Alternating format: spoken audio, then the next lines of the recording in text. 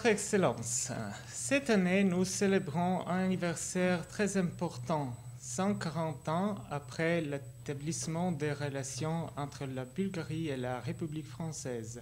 La République française a toujours joué un rôle important pour notre pays, avant, pendant et après la libération. Quelle personnalité et fait historique ayant grandement contribué au développement des relations pourriez-vous mettre en évidence? Qu'est-ce qui a changé dans l'esprit des relations bilatérales au cours des 140 dernières années? Tout d'abord, Dobre došli v Pasosvoto na Francia.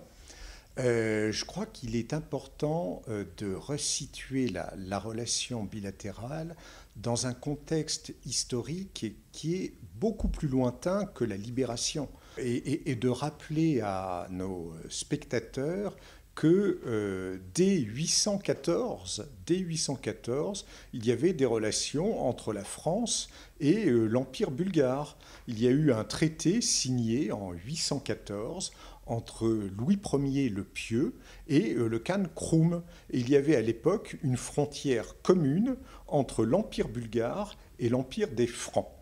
Alors ensuite, pendant quelques siècles, cette relation a pu se distendre un peu, mais toujours est-il qu'au XIXe siècle, il y a eu un intense courant d'opinion publique française qui suivit de très près ce qui se passait en Bulgarie. Et ça a été marqué par des interventions remarquables de Victor Hugo à l'Assemblée nationale et de Lamartine pour la défense des chrétiens encore sous l'Empire ottoman et a favorisé un courant de sympathie pour la libération de la Bulgarie. Et ça n'est donc pas un hasard si dès 1874, nous avions des nouvelles extrêmement précises de la situation en Bulgarie, à Sofia et à Plovdiv, par des vice-consuls et des consuls français extrêmement efficaces.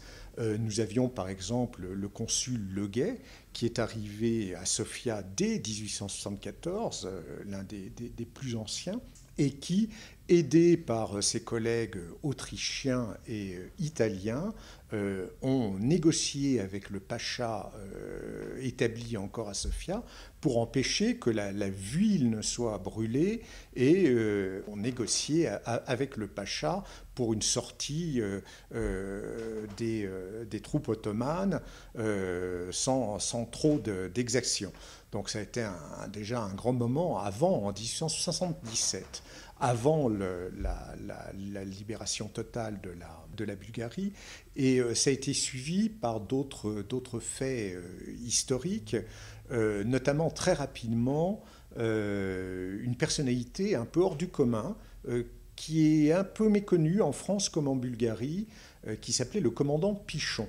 Le commandant Pichon était un marin français qui est devenu amiral bulgare et qui est devenu chef d'état-major de la marine bulgare dans les années 90, et il a aidé à la constitution d'une marine bulgare qui s'est déplacée initialement du Danube jusqu'à la mer Noire.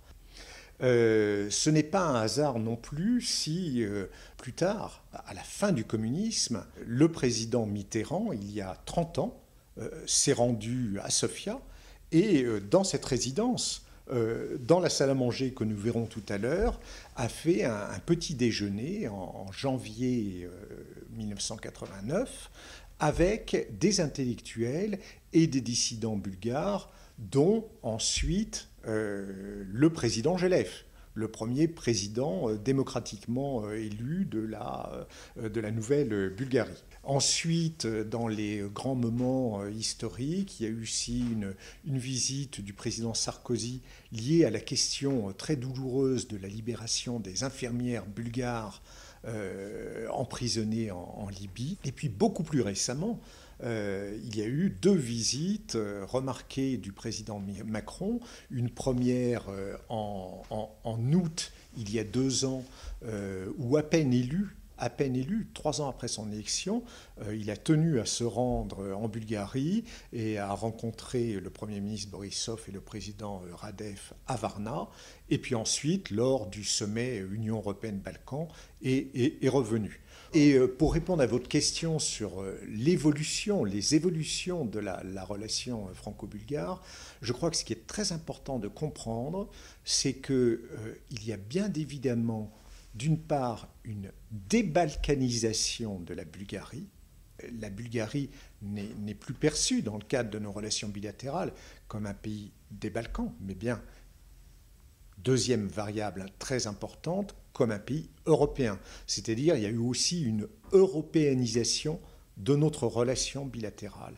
Et ces deux facteurs sont très importants pour comprendre maintenant dans quel contexte se situe notre relation bilatérale. Votre Excellence, comment définiriez-vous l'état actuel et les perspectives du développement des relations franco-bulgares? À quel niveau pourriez-vous situer un potentiel inexploité pour leur approfondissement et leur modernisation?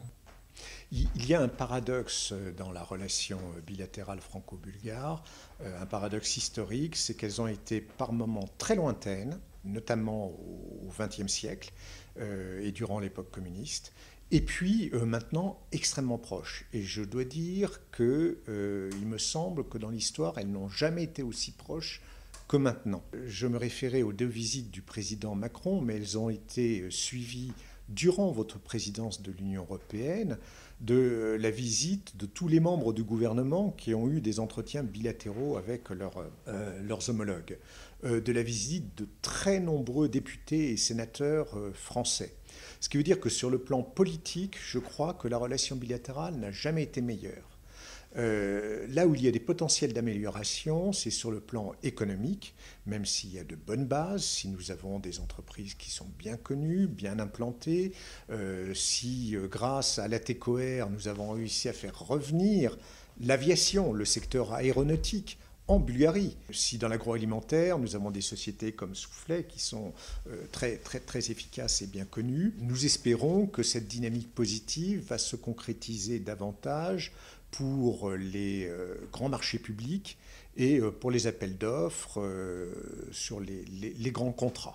Donc là, il y a beaucoup d'attentes. Votre Excellence, vous avez été chargé du travail diplomatique dans plusieurs régions du monde, y compris dans les pays de la région de la mer Noire. Avant le début de votre mandat d'ambassadeur à Sofia, quelles étaient vos attentes vis-à-vis du peuple bulgare? Et qu'est-ce qui vous a surpris ou étonné à votre arrivée ici? Je connais bien en effet les Balkans. J'ai suivi les guerres en ex-Yougoslavie, à l'OTAN comme auprès du cabinet du ministre. J'étais consul général à Istanbul, mais j'ai très vite réalisé en arrivant à Sofia qu'il fallait sortir de ce prisme des Balkans. La Bulgarie, c'est autre chose que les Balkans. C'est en partie les Balkans, mais c'est beaucoup plus que les Balkans. Je mentionnais l'européanisation certaine de la Bulgarie ces derniers temps. Ce qu'il faut aussi savoir, c'est qu'un Français arrivant en Bulgarie, très souvent, croit arriver dans un pays méditerranéen. La Bulgarie n'est pas un pays méditerranéen. Je veux dire, la Bulgarie n'est pas un pays où les gens virevoltent, gesticulent, rigolent. C'est un pays sérieux, la Bulgarie. C'est un pays qui est quelquefois un peu introverti, mais ça veut dire qu'il faut mériter sa confiance. Pour la Bulgarie, la France a toujours symbolisé la liberté, la démocratie et la culture européenne. Est-ce qu'il y a quelque chose que nous ignorons sur la France moderne? Par ailleurs, que ne savent toujours pas les Français sur la Bulgarie? Je crois qu'il y a eu une grande évolution depuis votre entrée dans l'Union européenne sur la perception des uns et des autres. Il y a une meilleure connaissance de la France en Bulgarie et il y a une meilleure connaissance de la Bulgarie en France. Cela étant, au sujet de la perception de la France par les Bulgares, assez souvent, la France est perçue comme un pays d'industrie de luxe, Louis Vuitton, un pays de culture traditionnelle, et bien évidemment, c'est sur quoi nous travaillons, et je crois avec certains résultats, c'est autre chose, ça n'est pas que ça la France, c'est aussi un pays d'industrie extrêmement puissante dans le domaine des hautes technologies. Nous avons créé ici une French Tech qui est très active, nous sommes leaders dans les jeux vidéo, c'était aussi un pays de la gastronomie extrêmement renommé. Monsieur Hermé, le grand pâtissier, a pu venir récemment en Bulgarie pour le rappeler. Et c'est un pays dont les universités et le système de recherche restent au premier plan. C'est-à-dire, quelquefois, nos amis bulgares ne savent pas que parmi les prix Nobel ou les médailles Fields de mathématiques, nous sommes parmi les tout premiers.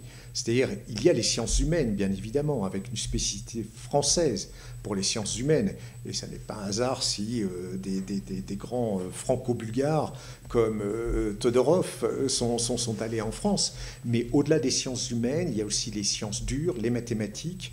Monsieur Villani, qui est le médaille Fields de mathématiques, est venu à Sofia pour faire une conférence remarquée. Et c'est un pays qui, dans le domaine des universités, rayonne, attire et doit attirer davantage les jeunes talents bulgares. Alors, s'agissant de la Bulgarie maintenant, la perception de la Bulgarie par la France, elle a évolué. Elle a beaucoup évolué, mais moi, il y a des choses que j'ignorais, par exemple, bien que diplomate. Votre histoire, vous avez intérêt à la valoriser.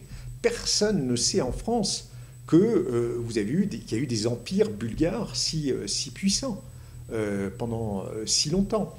Vous avez d'autres atouts que vous devez valoriser dans le domaine culinaire comme vinicole ou agricole. Le vin bulgare et notamment les cépages spécifiques qui n'existent qu'en Bulgarie doivent être rendus publics, diffusés en France davantage. On ne sait pas aussi qu'une grande partie du foie gras en France vient de Bulgarie. On ne sait pas qu'une partie du caviar de Petrosian à Paris vient de Bulgarie, du lac Kurdjale. Ouais. Donc il y a beaucoup d'atouts à valoriser pour améliorer encore l'image qui s'est considérablement améliorée de la Bulgarie en France. Vous maîtrisez de nombreuses langues étrangères, l'anglais, l'allemand, espagnol, russe, turkmène, finnois. Trouvez-vous le bulgare difficile? Est-ce que vous avez un mot ou une expression favorite? Moi, j'ai beaucoup d'expressions bulgares que j'adore. Celle que je préfère peut-être, c'est un palindrome. Un palindrome, ça veut dire qu'on peut le lire de la droite comme vers la gauche. Et l'un des meilleurs palindromistes au monde est un grand poète bulgare qui s'appelle Kirill Kadiski. Et Kirill Kadiski a fait un petit recueil de palindromes qui s'appelle Ochte Nechto. Donc Ochte Nechto, c'est mon expression favorite. Enfin, quel est selon vous l'atout le plus important de la diplomatie bulgare dans l'histoire de la Bulgarie moderne? Le général de Gaulle disait « Un pays, c'est une géographie, c'est une histoire ». Donc vous avez des avantages comparatifs énormes. C'est une géographie, une histoire. Mais au-delà de ces avantages comparatifs, qui sont votre connaissance des Balkans, de l'ensemble des Balkans, et là vous avez fait une présidence de l'Union européenne remarquable sur ce point-là, très réaliste, très pragmatique. Donc vous avez cette connaissance quasi innée de la région des Balkans, de la coopération économique dans la mer Noire, des relations avec des grands voisins extrêmement importants aussi, comme la Russie et comme la Turquie, Mais au-delà de cet avantage comparatif, je crois que vous avez réalisé, votre diplomatie a bien réalisé qu'elle n'était plus périphérique. Et ça, votre présidence de l'Union européenne, je crois, a joué un très grand rôle pour ça. Que vous aviez quelque chose à apporter à l'ensemble de la diplomatie européenne. Et ça n'est pas un hasard, je crois, si vous avez aussi d'excellents diplomates qui sont maintenant dans les organisations européennes et dans les organisations internationales. Je vous remercie, Votre Excellence. Merci beaucoup.